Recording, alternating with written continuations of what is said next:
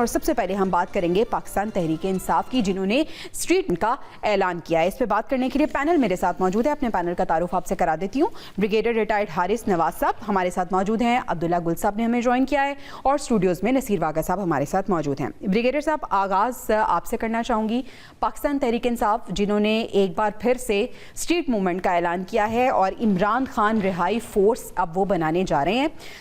سہیل آفریدی صاحب یہ کہہ رہے ہیں کہ اس میں پاکستان تحریک انصاف تو شامل ہوئے گی، I S F, women wing سمیت تمام طبقات اس میں شامل ہوں گے۔ عید کے بعد باقاعدہ طور پہ حلف لیا جائے گا، پھر لاہ عمل طے کیا جائے گا۔ سر، سوال یہ ہے کہ کیا صوبہ اس کا متحمل ہو سکتا ہے؟ ابھی ریسنٹلی ہم نے دیکھا کہ صوبہ کس حد تک متاثر ہوا جب پورا صوبہ بند ہوا، سڑکیں بند ہوئیں اور کس طرح سے لوگ پریشانی کا شکار رہے۔ تو کیا عید کے بعد صوبہ اور ملک اس کا متحمل ہوگا؟ کیا فائدہ ہوگا پاکستان تحریک انصاف کو؟ دیکھیے، مجھے ایک بات کی سمجھ نہیں آتی ہے کہ آپ کی پارٹی میں تو لیڈرشپ ہے ہی نہیں۔ بڑا کلیئر آپ نے دیکھ لیا کہ ڈیوائیڈ ہے، ایک لائرز، پھر پولیٹیشنز، پھر فیملی۔ اور کل آپ نے دیکھا علی امین گنڈا پور کو جس طریقے سے انہوں نے کافی چیزیں ایکسپوز کی ہیں، تو ایسے پارٹی کیسے چلے گی؟ مجھے آنیسٹلی یہ لگتا ہے کہ دے ڈونٹ وانٹ کہ بانی P T should be out of prison اور وہ آ کے پازیٹیو کنسٹرکٹیو پالیٹکس کریں۔ جس طریقے سے چھوٹی بات کو ایشو بنا کے وہ انٹیگنائز کرتے ہیں، اس کے بعد وہ آپ اس کو بلیک میلنگ کرتے ہیں، شور مچاتے ہیں، اسٹریٹ پاور میں جاتے ہیں، دھرنے دیتے ہیں، بجائے اس کے کہ آپ نیگوشیٹ کریں۔ بار بار ہم یہ بات کرتے ہیں کہ this is not the way to run politics. آپ کی پالیٹکس میں اس وقت لیڈر ہے ہی کوئی نہیں ہے، کوئی بات کرنے کے لیے نہیں ہے۔ ہر ایک نے اپنی 2 منٹ کی مسجد بنائی ہوئی ہے، اور وہ نہیں چاہتا کہ بانی پی ٹی آئیں گے تو ان کی ساری جو پالیٹکس ہے وہ ختم ہو جائے گی، because then he will come and he must be observing inside کہ کون کیا وہ آپ کے سامنے۔ آپ مجھے بتائیے کہ اب وہ کوئی کہہ رہا ہے جی کہ پالیٹکس جو ہے وہ ان کی فیملی کی طرف جا رہی ہے، وہ ان کی بہنیں چلائیں گی پالیٹکس، کیا کیسے چلائیں گے؟ مجھے اس بات کی آنیسٹلی سمجھ نہیں آتی ہے کہ آپ کو فوکس ہونا چاہیے کہ یہ آپ کا لیڈر ہے، یہ فار دا ٹائمنگ یہ چاہیے ان کے احکامات کے اوپر وہ سارا کام کریں گے، چاہے گور ہیں یا سلمان اکبر راجہ ہیں یا علی امین گنڈا پور ہیں یا ان کی بہنیں ہیں۔ جو آپ میرے خیال ہم سب کو وی آر کنفیوز کہ ابھی باہر actually who holds a gun to fire a shot, کسی کے پاس بھی نہیں ہے۔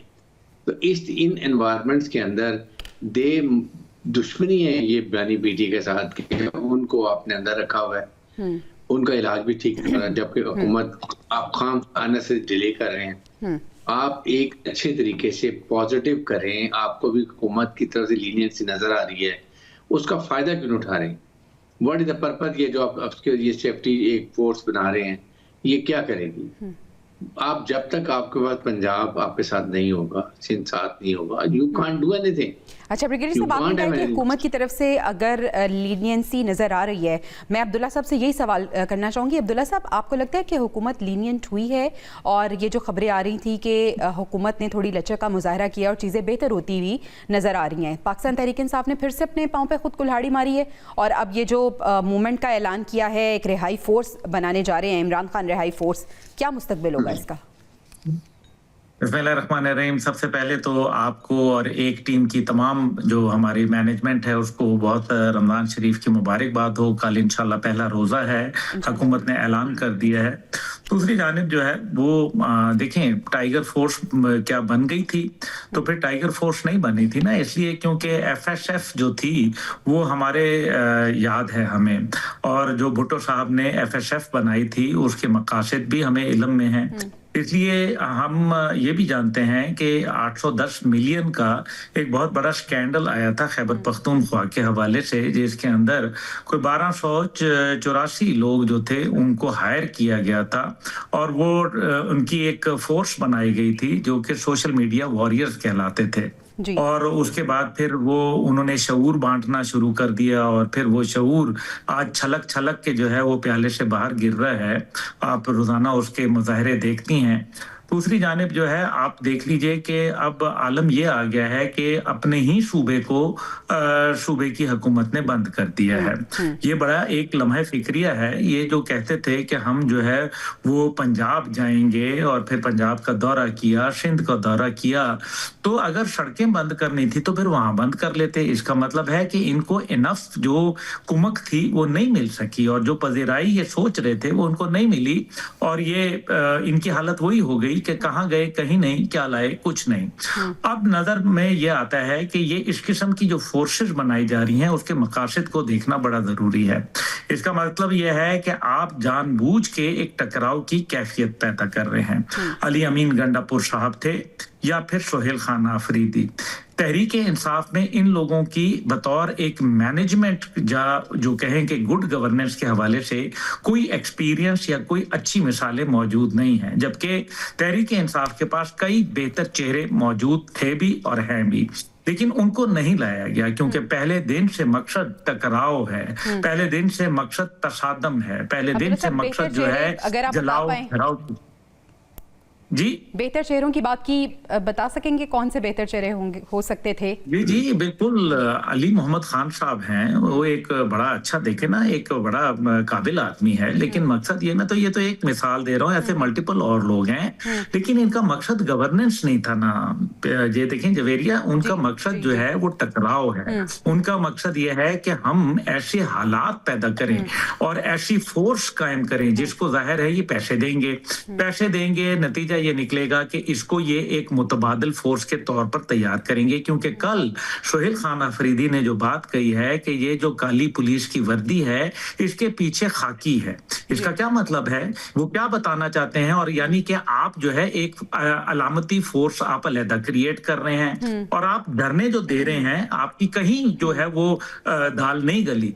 सिर्फ जो शवाबी के पास जो है वो, क्योंकि वहां आसपास गांव है, मैं जानता हूं उन जगहों को, लोग आते हैं और फिर वहां बैठ जाते हैं, अपना टाइम पास करते हैं, चले जाते हैं, वो वाहिद जगह है, बाकी कहीं इनके पास बंदे ही कोई नहीं थे। लेकिन असल मसला क्या है? अब आखिरी बात यह है कि ये एक ऐसा फोर्स पैदा करके टकराव करना चाहते हैं ताकि वफाक भी ना रहे और सूबों की हुकूमत भी खत्म हो जाए। क्योंकि अभी बाज़गश्त जो है वो चल रही है कि जनाब गवर्नर राज की काफी अरसे से बाज़गश्त चल रही है, लेकिन गवर्नर राज लगाना इतना आसान नहीं है, उसके अंदर बहुत कबातें हैं। तो ये चाहते हैं कि किसी सूरत ऐसे हालात क्रिएट कर दें, इतना टकराव पैदा हो, इतना उबाल पैदा किया जाए कि एक और 9 मई पैदा करने की सोहेल खान आफरीदी कोशिश कर रहे हैं। बड़ा वाज़ेह नजर आ रहा है। ठीक है वाक़ा साहब, एक और 9 मई के मुतहम्मिल हो सकती है पाकिस्तान तहरीक इंसाफ, और टकराव की सियासत आखिर कब तक चलेगी? इन्हें पता है कि इस सियासत ने और इनके इस बयानिया ने कितना नुकसान इन्हें पहुंचाया है?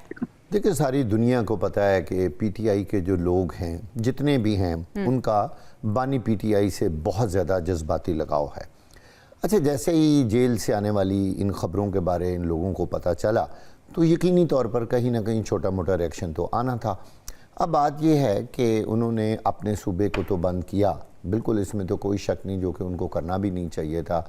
फिर अदालत को इंटरवीन करना पड़ा, फिर सूरत हाल कुछ बेहतर हुई, फिर उन्होंने धरना ख़त्म किया और वो थोड़ी सी लाइन लेंथ पे आ गए कि चलें हम दूसरे तरीके से अपना एहतजाज करके अपना एहतजाज भी रिकॉर्ड कराते हैं और बानी पीटीआई के इलाज के लिए हम कोशिशें करते हैं कि वो किसी तरह से सही सूरत हाल मुल्क के अंदर पैदा हो सके।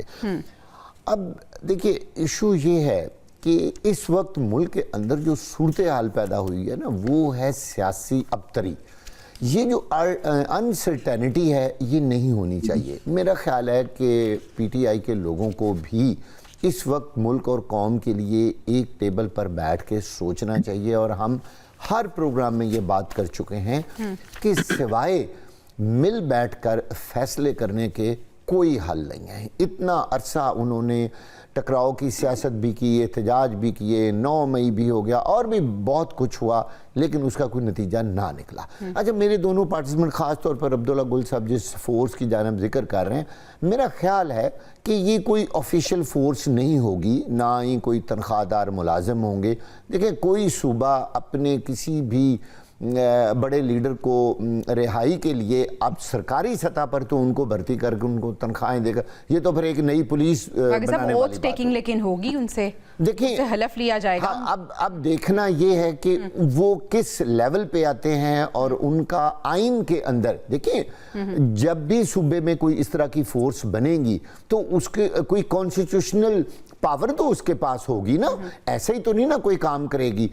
ये भी मुमकिन है कि वो कोई प्राइवेट फोर्स बनाए। मेरी आज कुछ लोगों से बात हुई, पीटीआई के लोगों से इस हवाले से, तो वो इस बात को इस तरह बयान कर रहे थे कि जैसे आईएसएफ है, इंसाफ स्टूडेंट फेडरेशन है, वुमेन विंग है, इस तरह शायद कुछ प्राइवेट लोगों पर मुश्तमिल बड़ी फोर्स बनाई जाए और वो फोर्स जो है वो आगे हरावल दस्ते के तौर पे काम करे और शायद वो बानी पीटीआई के लिए जो भी मुजाहरे किए जाएंगे उनके लिए वो अहम किरदार अदा करे। अभी मेरा नहीं ख्याल कि कोई इस तरह की उनके पास कानूनी इस वक्त सूरत हाल बनेगी कि वो कोई इस तरह की अभी तो फोर्स पाकिस्तान बना लें। में शमूलियत भी एक बहुत बड़ा सवाल होगी, क्योंकि 9 मई के केसेस अभी तक चल रहे हैं, अभी तक लोग गिरफ्तार हैं